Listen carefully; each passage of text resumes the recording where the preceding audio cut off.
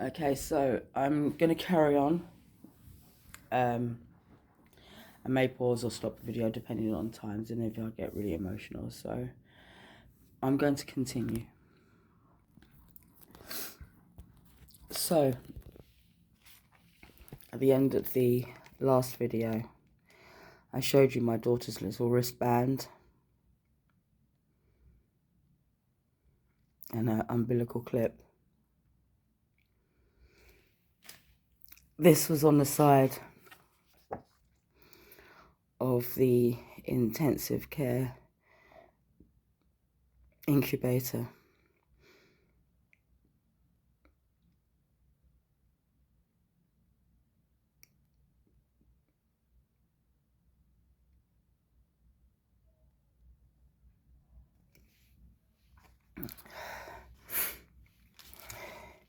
She was very, very ill. And when they first talked to me about what was wrong with her, she had kidney failure. And I remember, and this is quite distressing for me, so I'm not going to put the camera on myself. I was at the hospital alone. And I'd gone down to see her. And she was fitting. The doctors shoved me to the other side of the room where the incubators were. They had taken up the floor space. They were huge. They looked massive to my tiny daughter. 5 or 6 doctors around my daughter. All these alarms going off on the machines attached to her. I felt so utterly helpless. I just wanted to hold her and make her feel better. There was nothing I could do, and I just wanted to make her feel better and let her know I was there.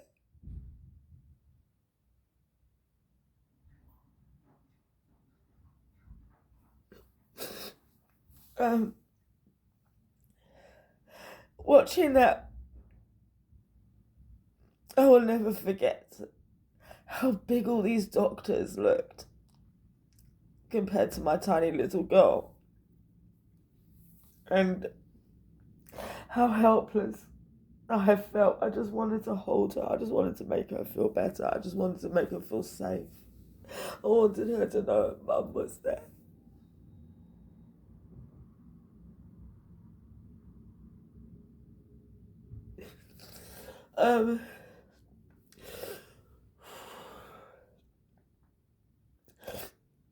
Okay, I'm going to just pause the video for a moment.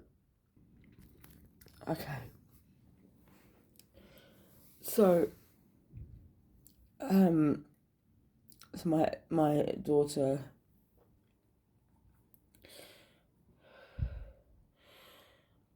was very ill.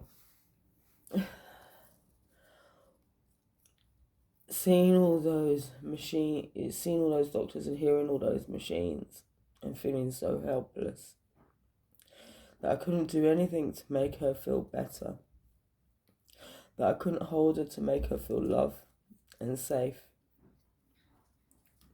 My tiny little precious daughter.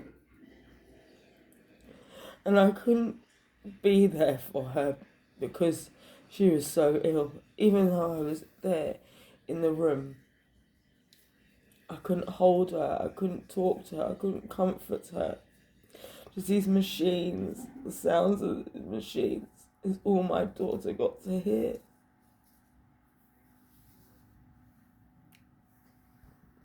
I never got to sing to her, hold her, comfort her.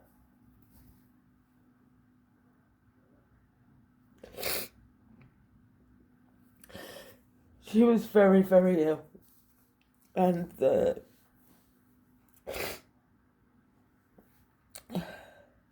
doctors had made a decision on the 3rd day of her life to switch the machines off. I'll go through some of the other pictures in a moment.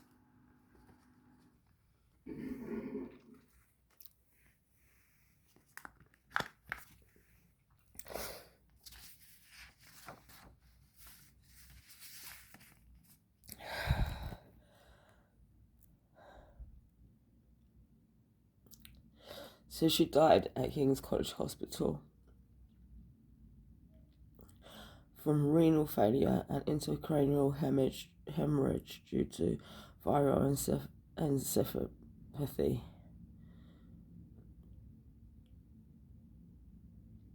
And she was premature. She had the viral encephaly because of the amniotic fluid. And when the doctors were doing that, the day before they switched the machines off, she was hemorrhaging. My daughter didn't get to feel her mum's love before she passed away, not properly. She didn't get to hear my voice.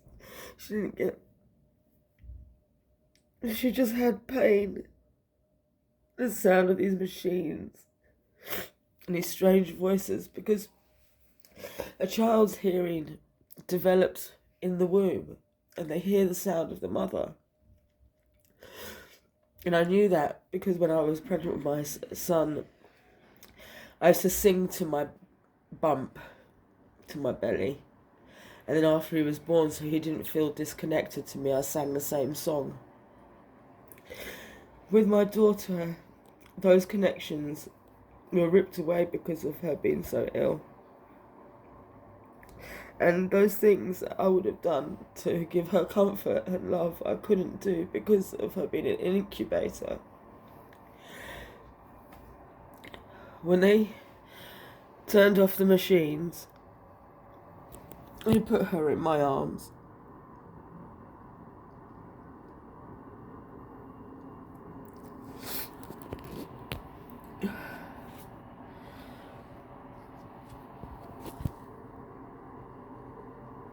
And I held her.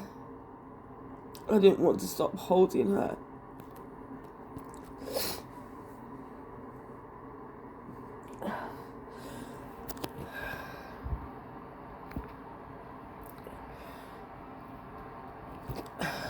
That's her father there. There's a picture of him holding her.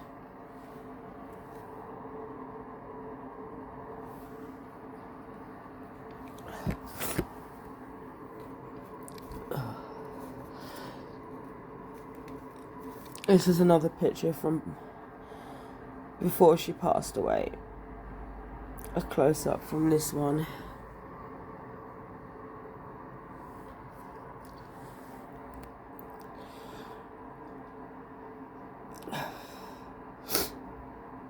She, excuse me, I have to pause.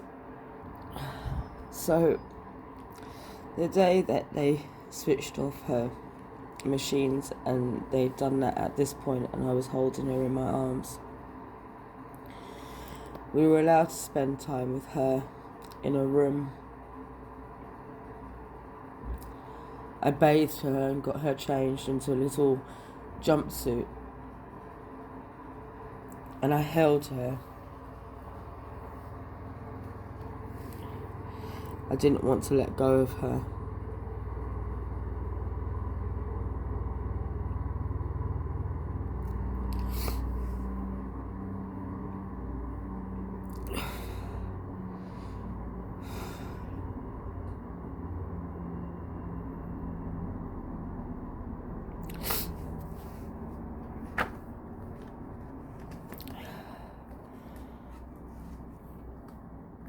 Here's a picture of her dad holding her before I bathed her and changed her from what the hospital put her in into her little jumpsuit.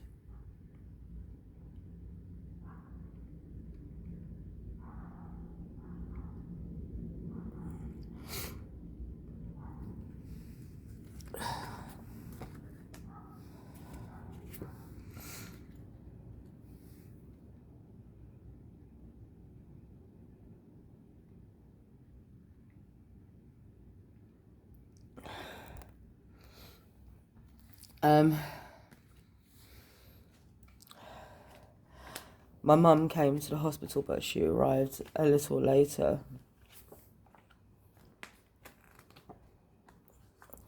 But this is me getting her changed, getting her ready to put her in her own little outfit, and I just held her.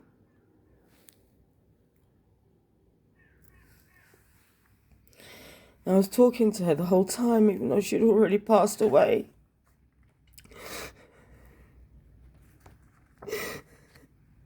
And that's Edmund's mother, Anne Dallin Tutchin. I don't want to look at Anne Dallin Tutchin.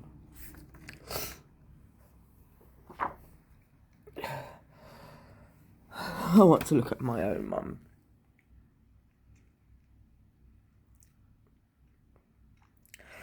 My mum,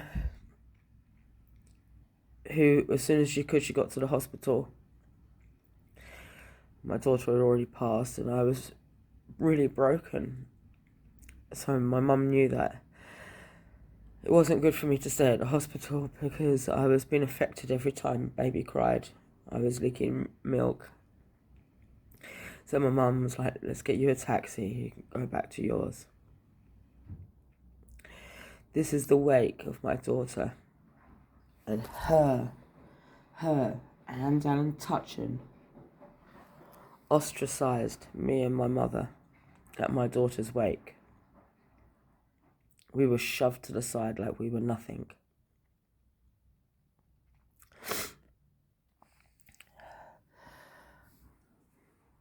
I'm going to show some more paperwork in a moment. I'm going to cut this video short right now and just organise the photographs. And just take 5 minutes to myself.